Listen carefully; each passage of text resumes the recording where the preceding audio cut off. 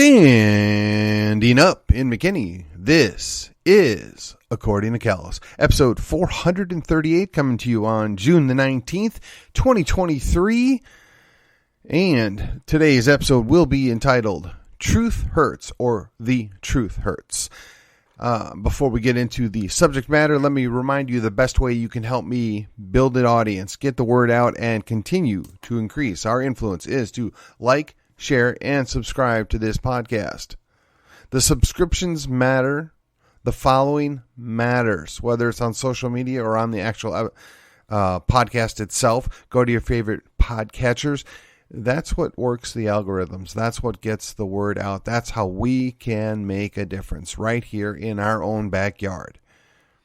Now, I do my best to focus on McKinney, Collin County, and then Texas. And then occasionally we have to get stuck into the mess that is national politics. But in today's episode, we're going to speak almost entirely about things going on in Texas. And here we go. Oh, yes. One last thing. You can rate or review this show. If you'll just take the 2 to 3 minutes to do that, it would help me a whole lot. Appreciate that. And apparently now I've officially graduated to 4 listeners out there. 4. Okay, here we go. Item number 1 we're going to touch base on here is our own state government. The leadership of the state government seems to be far more interested in fighting amongst themselves than coming up with real solutions. Apparently, the governor wants things his way, and his solution is, I'm going to veto you. Now, that means that the Senate and the House had to come to agreement that it ever got to the governor's desk, and he's threatening to veto it because apparently he didn't get something he wanted. Funny how that works. It's like a little temper tantrum. Do we have a 2-year-old for the governor? Oh, I'm sorry, was I being mean? Because that's my governor? Yeah, he is. But as far as I know, I don't think he's rescinded his Emergency Act powers. In fact, I think he's still acting like a little tyrant down there. But, of course, as always, everything is about my opinion. So if you find something different or you have legitimate evidence suggesting that I've got it wrong, please send that information to me. I will accept the correction and we will move on. All right. In addition to that, we have the lieutenant governor getting into a argument with the governor about, or I should say even the Texas House, about what is the best way to give us the tax relief. Now, how interesting is that? They're arguing about the best way to lower our taxes. Well, why don't you just lower the taxes? Or better yet, let's actually have a legitimate plan to phase out the property tax, because when you have a property tax, that means, in fact, you don't own anything because you're paying payments to the government to allow you to keep it. And if you miss those payments, they will show up to demand that money with the threat of violence at the point of a gun. If you don't believe me, be the stupid one to not pay your taxes. You can hate them all you want, but in order to survive, in order to live in this country, that's the way it is. All right. So while we're talking about that, then we got to deal with the idea that the Texas House apparently is Phelan's house. Because apparently he funds almost the entirety of the elected officials in the House. How did that come to be? Why is that tolerated? How is that good for the Republic or a quote-unquote democracy? In short, it is not. And the fact that we tolerate this, or it's legal, or any combination thereof, is beyond me. Now, the sad thing is as we have seen, is you can replace Strauss with Bonin. You can replace Bonin with Phelan. And at the end, you get more of the same. Meet the new boss, same as the old boss. Won't get fooled again, right? I'm sorry for the bad singing, but ladies and gentlemen, that is what we're stuck with all the time. It doesn't matter what we do, we get stuck with the same thing. Now, Tom Woods is quoted of saying, it doesn't matter what Republican you vote for, you always end up with John McCain. and I am paraphrasing that, yes. But But the point's taken, right? Doesn't matter what we do, how we try, we get stuck with establishment hacks that sell us out at the first chance they can get it. Oh, and don't worry, we'll get back to the idea of an establishment hack here very shortly. And in case of those are out there that have missed, I have said from the onset that I'm certain the Attorney General has done something. Don't know what it is. Don't know if it's worthy of an impeachment. And I actually don't care at this point, because all the bad things that apparently they're accusing of, they happened before the election, which is supposed to mean that you can't be impeached for it.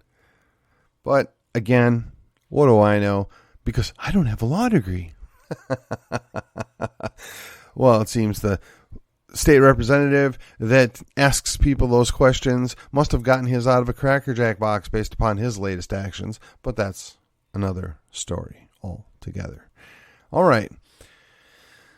So what I find entirely interesting is we have had what I would call a mediocre mixed bag of representatives in Collin County for at least the last 10 years. And I'll say that in 2020 and 2018, the grassroots moved heaven and earth to reelect two of those people. That we did everything we could, even though we weren't particularly excited about one, and we actually didn't like the other, but we theorized that they were so much better than the alternative. And in actual fact, that is absolutely true. But in return, how did they reward us? They redrew their districts to make it, well, quite frankly, almost impossible for them to lose for the foreseeable future. But then they gifted us a Democrat, HD 70. Now, I would like to tell you that that Democrat is a good, principled person and they're working to represent their constituents. But then I would like to say that about all the Republicans that represent us as well. And as we saw, the Republicans were bought off a long time ago. And apparently, the young lady Democrat that represents HD 70 at this time appears to have more scruples than our Republican representatives. Oh, and you wonder why we keep reelecting them. Well, because we didn't have another choice. You see, when it costs you $500,000 minimum to get into a race to get rid of an incumbent, and you have to be somewhat, let's say, well-known throughout the county, if not the state, it becomes very cost-prohibitive to get rid of one of these guys. And these jokers, they know it, and they run on it, and they don't care what you think. But now that they got the breathing room, the only chance to remove them is in a solid primary. Now things get interesting, don't they?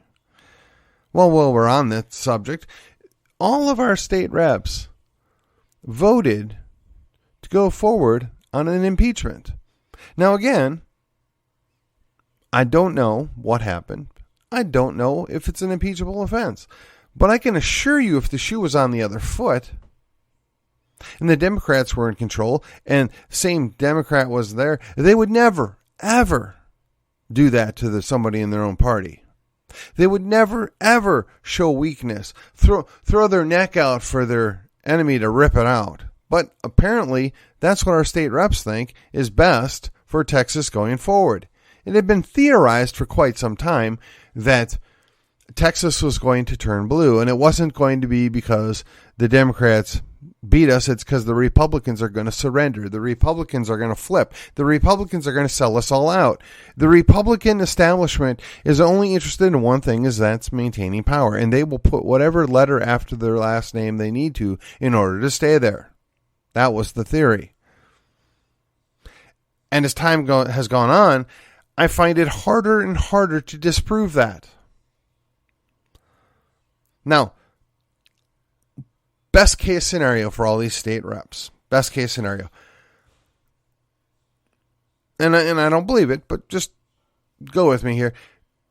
Ken Paxton is dirty as the day is long. He's guilty as sin, and there's tons of evidence to back it up. So they quote unquote did the right thing. Okay. That's the best case.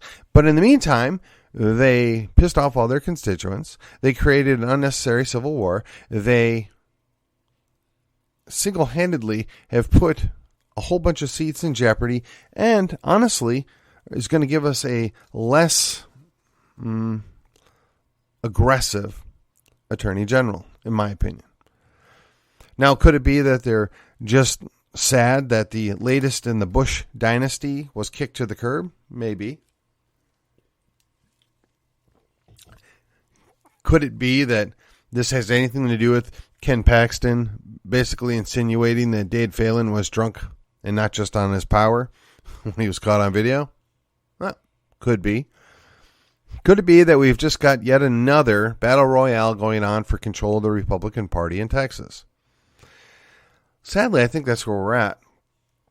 And the evidence abounds. So our very own state chairman is now endorsing an individual who apparently, from what I've heard, the guy's name is Kobe, is essentially Dade Phelan with a different last name. Now, maybe that's true, maybe it's not, but that ought to be very interesting since the same guy is the one that challenged or ran against Matt Rinaldi when Matt Rinaldi wanted to replace the previous state chairman. Now, I don't really have a dog in this hunt. Quite frankly, I think quite highly of Matt Rinaldi, and he has a track record to back it up. And honestly, it's a tough pill to swallow that he would be endorsing somebody that's failing in sheep's clothing, right? But apparently that's what's going on here. So I don't know what to make of it. I don't know how important that is, but it is an interesting little factoid. And I want to give the hat tip and the courtesy to Robert West, who forwarded that information to me. And I don't know if that was his own independent research or he just happens to have much better sources than I do. But again, credit where credit is due. Robert West, hey, do yourself a favor. Check out his book, The 5-Star Plan, and his podcast, The Robert West Show. That being said, the little ad being over, let me move on to the next thing. So we've got our Collin reps, who, as I have said, have been mediocre at best. 4 of them have nearly bulletproof seats now in the county as far as being attacked by Democrats. And they're feeling awfully safe, unconcerned about challenges from their own party, unconcerned about anybody trying to hold them accountable, unconcerned about anybody pushing on them to actually do something that would be, Republican orientated. As a matter of fact, I believe none of them are left in the Freedom Caucus now. Now, why is that a good thing again? Sell out your constituents just a little slower? Is that what's going on here? I don't know. You would have to ask our state reps for what their rationale is. But I got to tell you, the answers I've heard passed along to me are not impressive at all. But the second part of this scenario is apparently voting to move forth on an impeachment to a potentially bad actor, that is the Attorney General, and I want to emphasize the word potentially, but apparently that vote, and that vote alone, was the last straw, and the reason now that everybody's calling for their heads. Including my own county chairman, who is beside himself as to why Republicans would sell out other Republicans. And I got to tell you, I understand exactly where he's coming from. It's very disappointing. Now, the good news is the 2 biggest offenders actually don't really cover much of Collin County. That would be Justin Holland and Jared Patterson. Now, I got to say, Jared Patterson has been solid on a lot of things for a long time, so I was a little disheartened when I saw his dismissive attitude. And to be honest, I did not get a screenshot in time, so I don't have the quote. I will just say that it had something to do with the fact that, well, we don't get money from the Republican Party, so we really don't care what they have to say. That's me paraphrasing it. So take it for what it's worth, do your own research, and decide whether or not that's enough for you to be upset with him. And I think that really has not a whole lot to do with the Paxton impeachment vote in and of itself. It's the fact that they're getting called out on it by the county parties and now the state party. Because the state party realizes what's at play here. You're weakening our party. You're weakening our chances of holding a majority and a solid majority for the foreseeable future. And I can hear and see the other side of that argument. But I don't believe it. I don't buy it. And until we get until somebody does something about Sleepy Creepy Joe and his minions, yeah, I'm not going to go down that road. So, into the spotlight, we have the two least Collin County reps, if you will, that dismiss the concerns of the county party. They dismiss the will of we the people. They tell the grassroots, go pound sand, we don't need you. So, and I quote Mr. Justin Holland here, nobody in real Texas politics, he's got his little brackets around that, cares about the SREC or its chair. Now, it's defunct, I'm still quoting here. It's a defunct organization. It needs a total rehaul from the top down. Local parties are AWOL, AWOL. Well, I guess I was spelling it out in case you didn't get it. My apologies.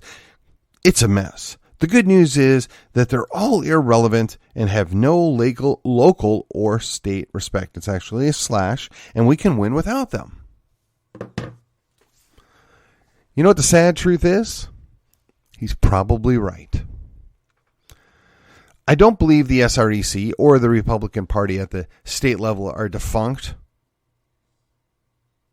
I don't think that they're irrelevant. But what I do think is the elected officials that count on our people to show up and vote for them believe that. I do think that the respect is from local officials statewide officials and state elected officials dismiss us. They're the ones that don't show the respect. It's really hard to respect a guy that tells you one thing when he's running for office and then goes and does another. And this guy in particular, who basically is cashing in on his father's business, right? I don't know if you've been around the county he lives in, but there are Holland signs everywhere. So tell me, what exactly did he do to earn this other than have somebody else's last name? And he's been an arrogant jerk every time I've ever seen him. So I'm, again, not surprised, slightly disappointed. But the sad thing is, he's probably right. And I'll get you a little more on that here in just a minute. Going into Jared Patterson's comments, which, again, I'm paraphrasing. I don't have an exact quote. He dismisses the idea that they even care about the Republican Party. These are the same people that beat everybody up that doesn't toe the line of the party are now saying that we're going to dismiss them because they want us to actually be good Republicans. Interesting. Now, further, Justin Holland is quoted as saying, the Texas House followed all applicable laws and rules relating to the impeachment to the letter. Abraham George is misinformed and has led the Collin GOP so poorly that has led to a decline in the participation in Republican politics. I hope he too is faced with a primary. Interesting. So, Justin Holland and his cohorts and their poor job of representing we the people, they're now blaming Abraham George, the county chairman, for Republican voters being disgusted by the Republican elected officials. That's an interesting thing. It's called projection, folks. And Justin Holland is right now 2 for 2 on his projection. I'm going to put off my bad actions and my bad attitude on everybody else but myself. And I'm going to blame everybody else but myself. Well, ladies and gentlemen, as we can conclude safely, I have left off the most egregious person that is Collin County representative. That would be number 67, Jeff Leach. So our man Leach, also known as the one that's currently being sued and needed 64 pages to fight back against a 6-page accusation, if you will, which I found interesting. Thank you, Paul Davis. He's been rather silent as of late. He's been rather less concerned about the whole God and country aspect that he used to sell us every time he was run for office. And I'm curious. I'm real curious. I wonder what he's been up to. I wonder what he's doing right now. Perhaps some people ought to do a little investigation into that, look into what the activities are of Mr. Leach. I mean, he was so gung-ho about getting rid of the Attorney General, but perhaps maybe he's got some own issues he's dealing with, and that's why he's so quiet. Just saying. Because normally he's the first to get out and dog it on the party or the people in the grassroots. Or tag teaming with Justin Holland, if you will. But apparently, nope, silence. We'll see how long that lasts. And it's interesting. It's a Monday, and usually Monday I talk about McKinney or the McKinney politics. But, I had to take a pause. I was really taken aback. And, other circumstances kind of intervened. And I really honestly needed a day to consider the implications of two elected officials out my back door that outright have said, we don't care what the state party thinks or says or does, and we don't need them. And again, the truth is they might not. Just like the truth is maybe Ken Paxton did something, maybe he didn't. And maybe they did something right, and maybe they didn't. But I'm really, really surprised that the final straw for all you Republicans out there was a vote on impeachment. At least 3 of these people that supposedly represent Collin County have been, and I'm going to be less generous, not so good. Some would say bad as state representatives for some time, and we kept giving them a free pass and not wanting to hold them accountable. And yet, now this is the final straw that broke the camel's back. Now, don't get me wrong. I appreciate the fact that you're all spun up now, and I appreciate the fact that maybe, just maybe, we'll get some good challengers. But here's the bigger problem. Going back to the original supposition that Texas wasn't going to turn blue because of the Democrats, but Texas was going to turn blue because we were sold out by our establishment Republicans. Because the establishment Republicans were going to flip. They were going to push us blue. So let me ask you, what do you think is going to happen? Say we successfully challenge in primary a couple of these state reps. We push them out of office, if you will. Do you think they're going to take that laying down? Do you think they're going to just ignore that? Do you think they're not going to just switch teams? Do you think they're not going to make a concerted effort to make us regret our decisions in replacing them? They do have the money. They do have the influence. They do have the connections. I'm curious. Do you think any of those elected officials down there actually have any principles left? I mean, when you're getting $100,000 or near $100,000 to run for re-election from the Speaker of the House, who are you really working for? Are you working for your constituents? Are you working for the grassroots that do the block walking and knock the doors and hand out the leaflets and the flyers? Or are you working for the guy that paid for all of it? Now, okay, maybe your individual state rep only got $25,000. But there are other state reps that got like 5 and 10 times that amount of money, I guess, right? So what are we supposed to think about that? Who are they working for? So say you're successful, right? You knock them off, and you've got, I don't know, Joe Sixpack is now going to run as a representative for the Republican Party of Texas in District 67. And now he's running up against, I don't know, a fairly well-known individual that has now got a D after his name and is running to be the new representative in House District 67. Now that Jeff Leach has been put to retirement, your choice is somebody that's unknown and has no money left because he spent it all in the primary, or, yes, the Democrat with some name recognition, a whole lot of money. I'm not liking those odds, ladies and gentlemen. Now, 67 was drawn to be plus 10 or plus 12 Republican. So yeah, okay, we got the odds in our favor there. But if the Republicans are burned out or spent out or still infighting, there's no guarantee we win that race. Or worse yet, Jeff doesn't take the hint and decides to run a third party. I mean, it's happened before. Look at Alaska. And I'm not putting this off on Jeff specifically. Well, I am, but I'm not saying that would happen. Let's put it that way. This is hypothetically speaking. So let me ask you, at what point do we understand that we've been dealt a situation that realistically we can't win? You think the Democrats aren't going to well fund whoever their candidates are in those House districts, particularly if we go hard and successfully knock off one or maybe two House reps and significantly damage them with their own grassroots base, and then they're going to go limping into a general election against a well-prepared and well-funded Democrat? Now, look, I'm not apologizing for these guys. If I had my way, I'd snap my fingers and they'd be gone.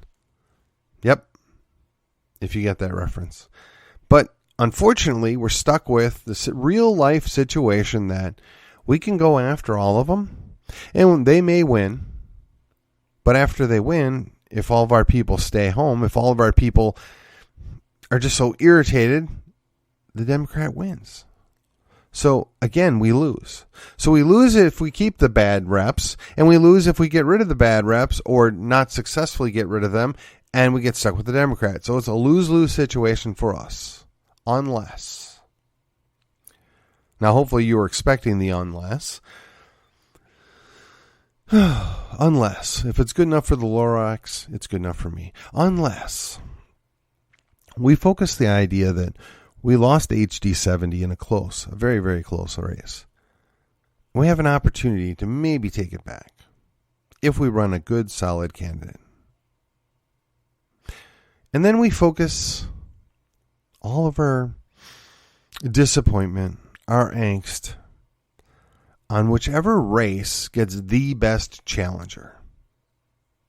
I mean, there may be 3 challengers, there may be 13 challengers, but whichever race gets the best challenger to run against whoever the incumbent is. Might I suggest, Collin County, instead of trying to primary 4 or 5 people at the same time, why not focus on the one that has the strongest, best challenger?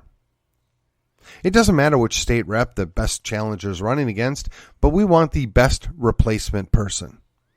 So in this hypothetical situation, say it's HD 70, and just so we're clear, folks, I do not currently live in HD 70.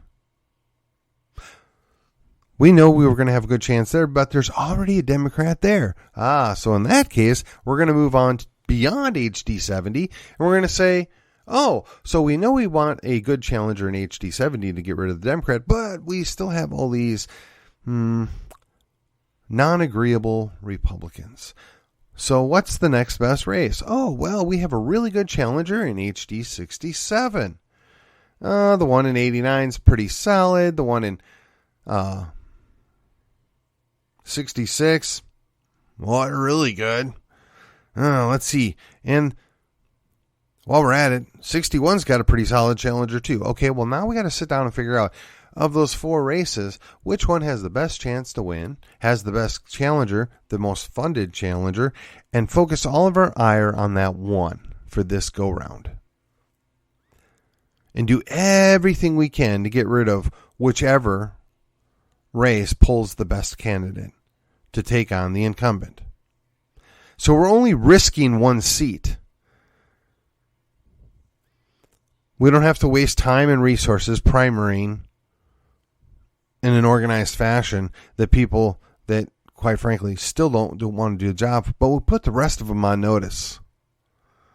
Hey, HD 89, HD 66, see what's going on here in 67? Yeah, we're going to fight to take 70 back because you guys drew it so poorly, But now we're focused on 67 because we have a super great candidate there that's running against, well, less than spectacular incumbent.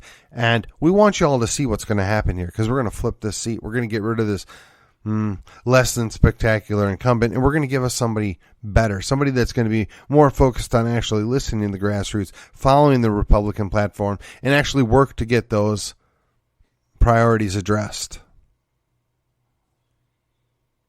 And there might be some other things involved in there. I mean, this is all purely hypothetical, right? I mean, we don't know what's going to happen, right? I mean, it's still early. We've got a lot of time between now and March.